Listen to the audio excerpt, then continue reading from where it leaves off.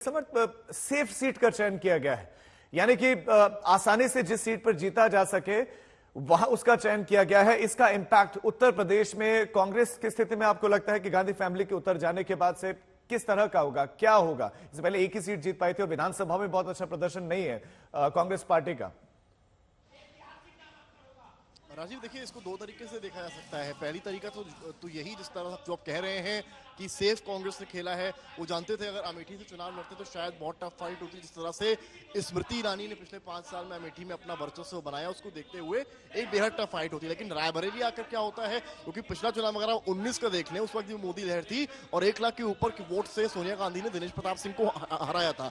Same candidate BJP ने दिया है और यहां पर राहुल गांधी के लिए रास्ते शायद अमेठी से कहीं ज्यादा आसान होंगे। लेकिन अगर आप दूसरे तरीके से इसको सोचे तो ये भी कहा जा सकता है कि स्मृति ईरानी लगातार राहुल गांधी को चैलेंज कर रही थी कि वो यहां से आए और चुनाव लड़े। तो शायद गांधी परिवार उनके उस चैलेंज को के बजाय राहुल गांधी को अगर वहां खड़ा करता तो शायद वो स्मृति ईरानी की बात को मानना होता और वहां से राहुल लड़कर अगर हार जाते तो शायद इंपैक्ट उसका पूरे लोकसभा चुनाव पर, पूरे इंडिया अलायंस पर पड़ता। तो ये उन्होंने बेहतर समझा कि हम रायबरेली से चुनाव लड़ें। और रायबरेली, हालांकि अंदर खाने में चर्चा इस बात की भी है कि 6 महीने बाद एक उपचुनाव, अगर रायबरेली से राहुल जीतते हैं तो एक उपचुनाव भी हो और उसमें प्रियंका गांधी यहां से रायबरेली पाए, क्योंकि प्रियंका गांधी अभी चुनाव लड़ने के मूड में कहीं से नहीं, तैयार नहीं है, क्योंकि वो अपना ध्यान कैंपेनिंग पे रखना चाहती हैं। इस वजह से ही उन्होंने चुनाव ना लड़ने को लेकर कहा है।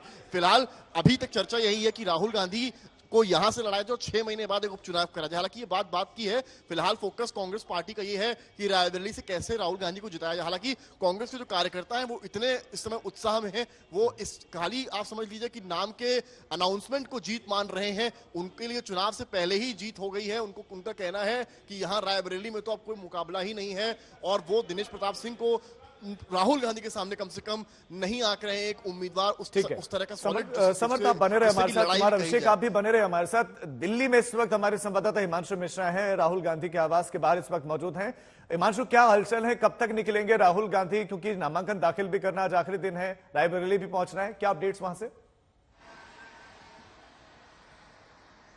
देखिए, तकरीबन 10 से 15 मिनट, ज्यादा वक्त नहीं है। 10 से 15 मिनट में जो जानकारी है कि राहुल गांधी और साथ में पूरी उम्मीद है कि प्रियंका गांधी यहीं आप देख सकते हैं सामने गेट से निकल सकते हैं, क्योंकि उसके लिए सुरक्षा के जो तमाम इंतजाम है, जो ड्रिल है, वो भी हो चुकी है। तो उम्मीद यही है कि 10 से 15 मिनट, ज्यादा वक्त नहीं है, क्योंकि 8:30 तक निकल जाना है, ऐसी जानकारी मिली थी। तो किसी भी वक्त राहुल गांधी और साथ में प्रियंका गांधी यहां से निकल सकते हैं और उसके लिए सुरक्षा के तमाम ड्रिल यहां पर कर लिए गए हैं और सीधे रायबरेली और अमेठी के लिए यहां से निकलेंगे, जाएंगे राहुल गांधी और प्रियंका गांधी साथ में हो सकती हैं। इसके लिए जब भी राहुल गांधी या प्रियंका गांधी का, चूंकि 10 जनपद में ही इस वक्त मौजूद हैं और 10 जनपद के बैक गेट की ये तस्वीरें आप देख रहे हैं, जहां पर आपको हलचल नजर आएगी। तमाम जो सुरक्षा कर्मी हैं यहां पर, और ये हलचल, राजीव, मैं आपको बताऊं कि पिछले 5 से 10 मिनट के अंदर ये हलचल बढ़ी है और जिससे यही अंदेशा है कि ज्यादा वक्त नहीं है कि यहां से दोनों लोग जो है वो निकल सकते हैं। और जब भी मूवमेंट होती है तो लोकल पुलिस को भी लूप में रखा जाता है। तो जानकारी है कि अब निकलने वाले हैं। राजीव, ठीक है हिमांशु, आपसे कुछ ही देर बाद आप बता रहे हैं कि निकलने वाले हैं। दिल्ली में हलचलें बहुत तेज है। कुमार अभिषेक का एक बार फिर से रुख करते हुए, कुमार अभिषेक, राहुल गांधी और गांधी फैमिली ने अमेठी और रायबरेली में से किसी एक के चयन की बारी आई तो रायबरेली का चयन किया गया। एक सवाल बीजेपी के साथ भी कि जिस तरह से अमेठी की सीट पर सेंधमारी की गई, वहां पर मशक्कत की गई और स्मृति ईरानी हारी फिर जीती भी, वो मेहनत, वो मशक्कत, वो स्ट्रैटेजी रायबरेली के लिए क्यों नहीं? देखिए, रायबरेली को देखा जाए तो कांग्रेस पार्टी इस कदर मजबूत है कि ये सीट हमेशा से सोनिया गांधी की रही है। बीजेपी के नेता भी मानते रहे हैं कि रायबरेली और अमेठी दोनों पर कोशिश की जा सकती है, लेकिन कोशिश ऐसी हो सकती है कि आप इसे गारंटी नहीं मान सकते। पिछली बार बीजेपी ने पूरा जोर लगाया, 2014 में भी लगाया था अमेठी के लिए। 2014 मुश्किल से बीजेपी हार गई थी कह सकते हैं, लेकिन 2019 में अमेठी जीत गई। जो रायबरेली है, रायबरेली परंपरागत तौर पर सोनिया गांधी और उनके राजीव गांधी, इस तरीके के लोगों के लिए ये सीट मानी जाती है कि ये एकदम से सुरक्षित सीट है।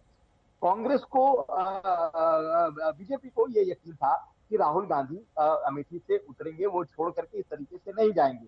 और बीजेपी को एक बड़ा चेहरा मिल चुका था, क्योंकि खुद कह सकते हैं कि स्मृति ईरानी राहुल गांधी के खिलाफ लड़ने को इंटरेस्टेड थी। वो 2014 में लड़ी थी, 2019 लड़ी, और एक तरीके से उन्होंने अपना गढ़ बना लिया, घर भी बनाया है, और अब अमेठी में टिक गई है। पिछले 5 सालों से लगातार आना जाना वो रहा है। लेकिन रायबरेली में बीजेपी को कोई ऐसा चेहरा, ऐसा नेता नहीं मिला जो कहता हो कि हाँ, हम रायबरेली लड़ेंगे और गांधी परिवार को हराएंगे। वहां टेस्ट एंड ट्राइड वाला मामला था कि आप कांग्रेस से लोगों को ला रहे हैं, समाजवादी पार्टी से लोगों को ला रहे हैं, लेकिन कोई भी बहुत श्योर नहीं था कि वो इस रायबरेली में लड़ेगा और कांग्रेस गांधी परिवार को चुनौती देगा। तो पिछले 5-10 सालों से रायबरेली को लेकर बीजेपी उस तरीके से प्रयास नहीं कर पाई जिस तरीके से उसने अमेठी के लिए किया। अमेठी में उसे सफलता मिली। इस बार राहुल गांधी आए हैं और राहुल गांधी के खिलाफ दिनेश प्रताप सिंह को बीजेपी ने उतारा है। हालांकि पिछली बार वही सोनिया गांधी के खिलाफ भी चुनाव मैदान में थे। अब देखना है कि क्या अब बीजेपी यहाँ पर जोर लगाती है या नहीं, ये एक बड़ा सवाल है। अभी तक बीजेपी ने इसे गांधी परिवार का एक किला मान करके छोड़ रखा था।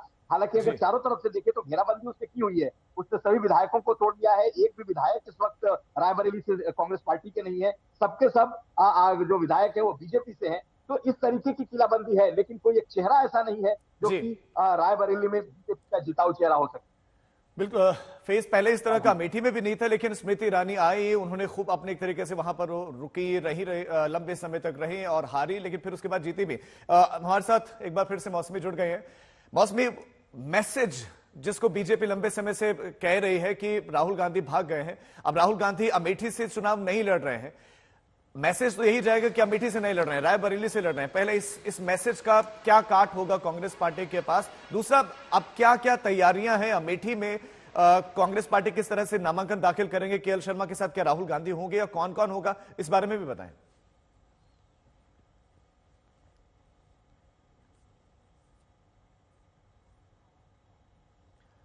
मौसमी, लगता है उन तक आवाज नहीं पहुंच रहे हैं। एक बार फिर से हिमांशु का रुख कर लेते हैं। हिमांशु, किस तरह के हलचल है? क्योंकि पहले 7 बजे का समय बताया गया था निकलने के लिए, लेकिन तो 8:13 हो गया है। क्या अपडेट्स, क्या हलचल है वहां पर?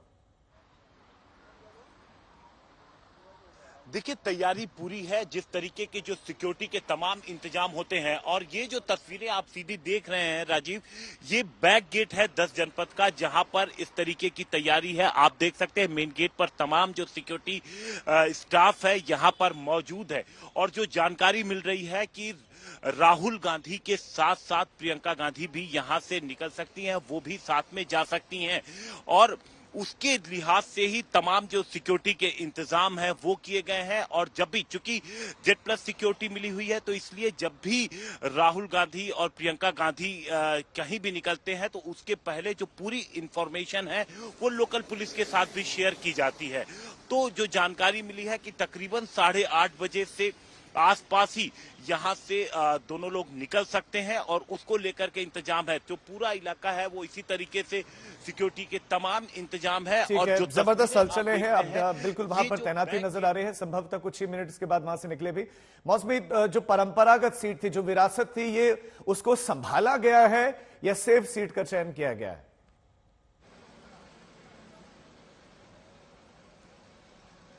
देखिए, एक तरीके से विरासत की सियासत तो है ही, क्योंकि आपको याद होगा कि 1977 में इंदिरा गांधी यहाँ पे चुनाव हारी थी, और उसके बाद जब 1980 में वो दोबारा चुनाव लड़ी तो धुआंधार तरीके से जीती, लेकिन वो मेढक चली गई, क्योंकि मेढक की कॉन्स्टिट्यूंसी उन्होंने रिटेन की और रायबरेली को छोड़ दिया। तो एक बहुत पुरानी पृष्ठभूमि रही है गांधी परिवार की इस सीट से। रायबरेली की चुनावी समर में जब सोनिया गांधी उतरी, लगातार उनका जो जीत का मार्जिन है वो काफी दमदार रहा। 70% वोट उनको एक वक्त पे मिलते थे, और 2019 में भी जब सियासी बयार कांग्रेस के खिलाफ थी, तब भी उनका वोट शेयर जो है 50% के ऊपर रायबरेली में रहा। तो एक तरीके से कांग्रेस का एक अभेद किला माना गया रायबरेली। जब भी गांधी परिवार यहाँ से लड़ा तो इंदिरा गांधी की उस सियासी हार के अलावा हमेशा यहाँ से गांधी परिवार की जीत हुई। यही नहीं, गांधी परिवार के प्रतिनिधि के तौर पे शीला कौल यहाँ से 2 बार सांसद रही, यहाँ पे अरुण नेहरू सांसद रहे, कैप्टन सतीश शर्मा जो है गांधी परिवार के करीबी बताए जाते हैं, उनको गांधी परिवार ने उतारा। और जिस तरह से बताया जा रहा है कि कैप्टन सतीश शर्मा के लिए लगातार प्रचार किया था, उसी तरह से केएल शर्मा साहब के लिए इस बार प्रियंका गांधी चुनावी समर में उनके लिए प्रचार प्रसार करेंगी। तो कुल मिला के आप बता रहे कि पूरा लगाया जाएगा। कुमार अभिषेक, ये कहा गया कि अगर गांधी फैमिली से अमेठी में कोई नहीं उतरता है तो एक तरीके से वॉक ओवर दे दिया जाएगा स्मृति ईरानी को। तो क्या वाकई ऐसा है कि कांग्रेस अगर गांधी फैमिली से नहीं उतरता कोई अमेठी से तो कोई फाइट नहीं है? देखिए, फाइट नहीं है ऐसा तो नहीं कह सकते, लेकिन अगर कोई गांधी परिवार से आता तो इस बार बहुत मुश्किल होती स्मृति ईरानी के सामने भी, क्योंकि तब लड़ाई बहुत ही कड़ी, बहुत ही इंटेंस हो जाती। ये ठीक है, केएल शर्मा पार्टी के बहुत पुराने वफादार हैं, लॉयलिस्ट हैं, एक एक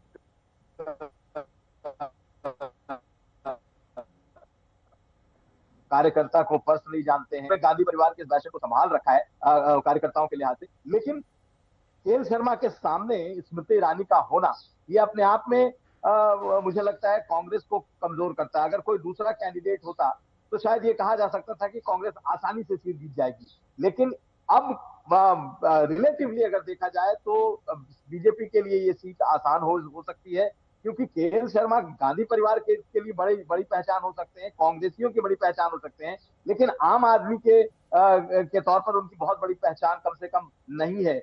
लोग उन्हें कांग्रेस के एक नेता, एक गार्जियन, एक रखवाले के तौर पर जानते हैं, लेकिन स्मृति ईरानी एक बड़ी पहचान के साथ वहां चुनाव लड़ रही है। उन्होंने पिछली बार राहुल गांधी को हराया था, और यहाँ पर यह भी कहा गया था कि अगर राहुल गांधी भी चुनाव लड़ते हैं तो आसान नहीं है उनके लिए लड़ना, क्योंकि स्मृति ईरानी पिछले 5 साल से इस क्षेत्र में बनी हुई है, जितने काम कर सकती है वो कर रही है। इस वजह से बहुत मुझे लगता है कि अमेठी कांग्रेस पार्टी ने उतार तो दिया है केएल शर्मा को, लेकिन अमेठी को रीगेन करना कांग्रेस के लिए, रिक्लेम करना कांग्रेस के लिए बहुत मुश्किल होने वाला है, क्योंकि वहां पर कोई दूसरा कैंडिडेट नहीं है, वहां पर सीधे स्मृति ईरानी लड़ रही है। ठीक है, नजर बनाए रखें, आपके पास लौटते हैं, लेकिन इस बीच में बड़ी खबर आपको देते हैं। आपसे कुछ ही देर बाद गांधी परिवार यानी कि राहुल गांधी निकलने वाले हैं रायबरेली के लिए, और बताया ये भी जा रहा है कि मल्लिकार्जुन खड़गे भी साथ होंगे जब वो नामांकन दाखिल करेंगे। जबरदस्त तैयारियां हैं, लगभग 150 गाड़ियों का काफिला होगा। इस तरह की तैयारियां हैं, इस तरह के रोड शो की तैयारियां हैं। दोपहर में रायबरेली से राहुल गांधी का नामांकन है और अब से कुछ ही देर बाद वो रवाना भी हो जाएंगे। जबरदस्त तैयार, वहां पर हलचल भी नजर आ रहे हैं। मौसमी का एक बार फिर से रुख कर लेते हैं। मौसमी, राहुल गांधी नामांकन दाखिल करेंगे, मल्लिकार्जुन खड़गे बताया जा रहा है कि मौजूद रहेंगे, और क्या कुछ अपडेट्स, किस तरह का रोड शो होगा, उसके लिए क्या तैयारियां हैं अमेठी और रायबरेली दोनों में? देखिए, रायबरेली में पहले से कल से हम लोग बता रहे थे कि कैसे रायबरेली का रोड शो ज्यादा भव्य और ज्यादा लोगों को बुलाया गया है, ज्यादा भीड़ को बुलाया गया है।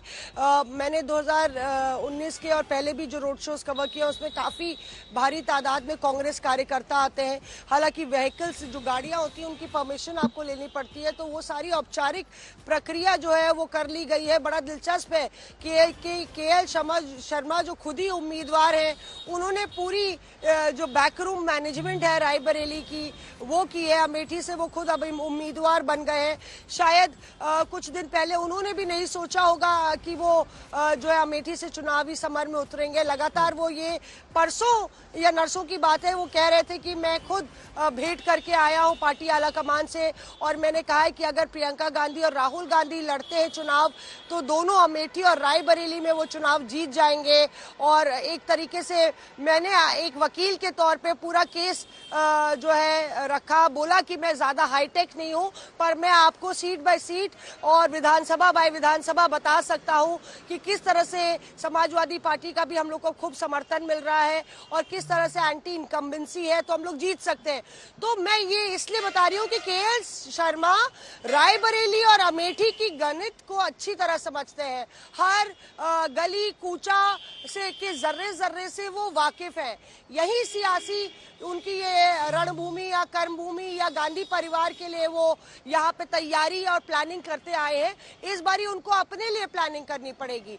और जहां तक रोड शो का सवाल है तो केंद्रीय कार्यालय से ये रोड शो रायबरेली के शुरू होगा जहां अभी हम हैं, और ये नॉमिनेशन सेंटर तक होगा।